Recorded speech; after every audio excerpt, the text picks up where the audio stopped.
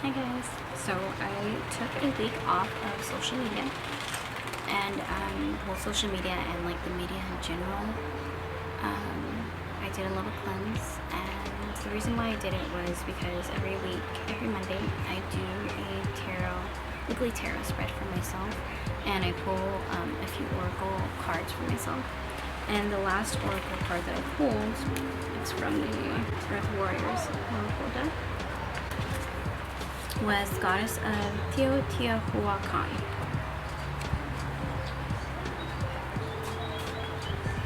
I'm not sure if I'm saying that right. So I'm going to read just a few little bits from my book. Okay, so consider very seriously the need to cut cords to negative or unhelpful influences in your life, whether they be habits, people, or forms.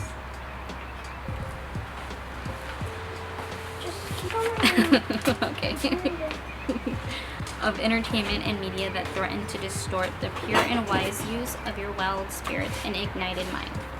Whilst it is important that you engage with others, the sacred creator within you requires time and space and solitude to process, reflect, contemplate, and create.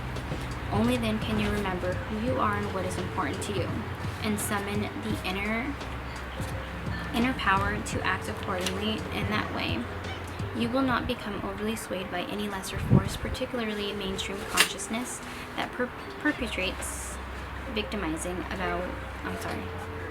thought patterns and behaviors. Give yourself a chance for a spiritual, psychological, and emotional time out in cleansing so that you can recognize the inner truth of your own soul and adhere to it faithfully. So that led me to taking a break, and I decided on a week because I do the weekly tarot spread, so I kind of just went with the week. So I had a lot of realizations for myself and generalizations for the collective. I felt that were like just for general knowledge. So I decided to make a video. It's just really important to remember that this is my perspective, this is what I'm learning, and if it resonates with you, then cool, and if it doesn't resonate with you, that is also cool, fine. So the first thing that I realized is that social media is such a big distraction from self, and it contributes to the separation between the collective. So yeah, I feel like it's a big distraction. So I realized that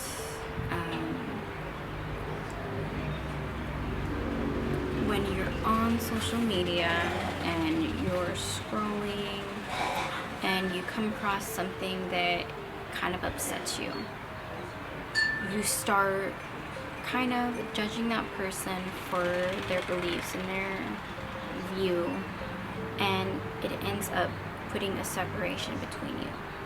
And I feel as though we are better as a collective when we look at what unites us and not separates us.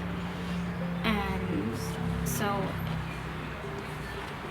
it has a lot of negativity, and if you're looking at somebody in a negative way, you're still bringing that negativity to yourself. You're still basking in negativity. So pointing the finger at somebody else is still a negative thing for yourself. And yeah, also on social media there's a lot of kind of like guilt, and you start to think of yourself lesser than others because of they're posting their accomplishments and their new cars or whatever it may be, and you're like, damn, like I'm not there yet, how come I'm not there yet? And it ends up being it ends up being negative too, because you're feeling guilt or you're feeling shame, and it's negative for your mind and your well-being.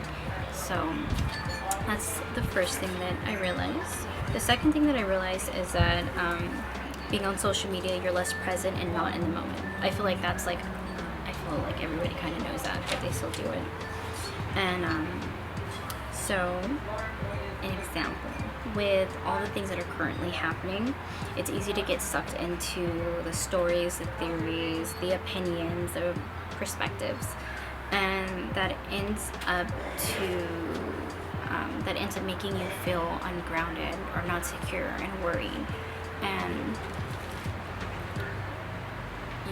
you are secure. Like in the moment right now, in the moment I'm secure. I'm happy. I'm healthy. I'm well. I'm okay in this moment. And so when you're hopping around to story to story to story, you're worrying and you're gonna feel ungrounded. You're gonna be like, fuck, what about the future? But we're in the moment right now and we don't need to worry about the future in this moment. We're good. And yeah, so that's the second thing. The third thing that I realized is it can be a form of abandonment. So if your mom or dad or grandparents or aunt or uncle, and there's kids playing around you, and they're like, can you play with me? Can you play with me? Or look what I did. Look at this. Look at that. And in that moment, what they're telling you is, I need from you. I need this from you. I need your attention right now to feel safe. And what you're telling them, if you're on your phone and you don't give them what they need at that moment, you're telling them that they are alone, that their needs don't matter to you. And it can cause trauma in the long run. And a lot of us have trauma from this, from our childhood. So it's our job to stop it. Stop it in this, and when we can, stop it. And this also pertains to if you have a significant other and they had to deal with similar traumas, childhood traumas, and feeling abandoned and having abandonment issues in their childhood. And it can be triggering for them. So that's another thing to think about. The fourth thing that I realized is you can be easily influenced by the media. So if you see or watch a post and it affects your mood, your emotions, and your overall mind, also it influences you in a sense of consumerism. We tell you what to buy, you buy it, you need this, you need that. It's just, it sways you very easily, if you let it, of course. So that's another thing that I realized. The fifth thing that I realized is using social media as a form of escapism. So this is something that I am definitely guilty of, but I'm going to work on it. Yeah, so if you ever find yourself, after you've had an argument with your family or significant other or whatever, whoever it may be, you get upset and right away you jump on social media. You jump on Twitter or Facebook or YouTube or whatever social media platform it is. You jump on it and you start scrolling and you watch and you look and what you're doing is you're sweeping all of your emotions underneath the social media rug. Like you're just, I don't want to feel this, I don't want to deal with it, I'm going to sweep it under there. So, and by doing this, you're suppressing your emotions, and that can cause lots of problems in the long run. And so, in this cleanse that I did, I realized that I was doing that a lot because I didn't have anywhere to run, I didn't have anywhere to hide. I had to face my shit. And it ended up being a really big healing experience for me, and I'm super grateful for it. Yeah. So the sixth thing that I realized is that you're giving away your power. So energy is power. Your energy is your power. And if you decide to go on social media and you're on for like hours just doing whatever you're doing, you're giving away your power. And I feel like in this time a lot of people are awakening and realizing that they are powerful and their energy is their power. So it's just something to be mindful of.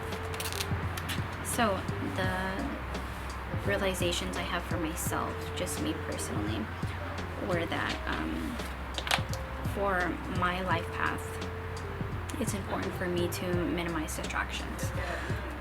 So one of my purposes in this life is to be a light for others and to guide others and to help and to heal. And if I'm not working on myself, if I'm not being the best version of myself, I can't really help others. I'm not going to give them the best guidance that they need. So I knew for myself that this was something that needed to be done and that I'm going to continue to work on for myself. And the second thing I noticed is that I bonded with my family more.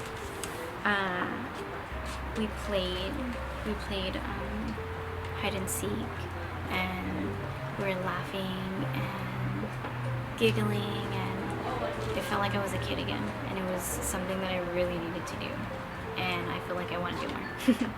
Just being like a kid, it was so much fun. I let my inner child out, and I let my inner child know that it's okay to be a kid and have fun and do these joyous things. And my kids really liked it too. It was fun. So the third thing that I realized is how many distractions I had on my phone, and I was allowing them to be a distraction on a daily basis. So I realized that once I turned off my social media notifications, I started playing games on my phone, and I just like swapped one distraction with another distraction. And so once I realized that, I was like, okay, I gotta delete some of these apps because they're just there, and I use them when I'm bored, and I shouldn't be bored because I could be doing things. And so I deleted a bunch of apps, and then from there I started to get notifications for other apps, for like Poshmark and just other apps, and it was just notifications that were like I didn't need to get them. And it was at a point that it was like around Wednesday, I was like getting really into the thought of not having social media distractions. I was like really loving the alone time and all the time that I had for me and my family. So every time I would get a distraction and I would have to look at my phone, I'd be like, ugh, what is it this time? And it would be something just so stupid. But I was like, okay, I don't need to know this. This is unnecessary. So I would go on to my apps, and I would go into the notification settings, and I would like turn off the notifications or just turn off the ones that I really don't need to see.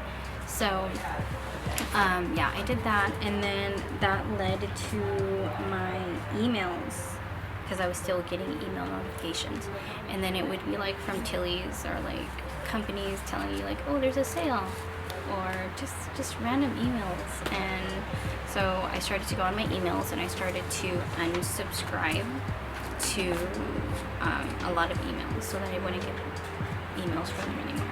And that's like, in a sense, I was like decluttering my phone, and it's been good because I keep looking at my phone because it's right here, but I don't really pay attention to my phone as much as I used to. So I don't have to stress, like I don't have to worry about these little annoyances that keep popping up from my phone, and it's super tight. The fourth thing that I realized is my intentions behind social media. So I didn't really set any intentions going on social media. I would go on because I was bored,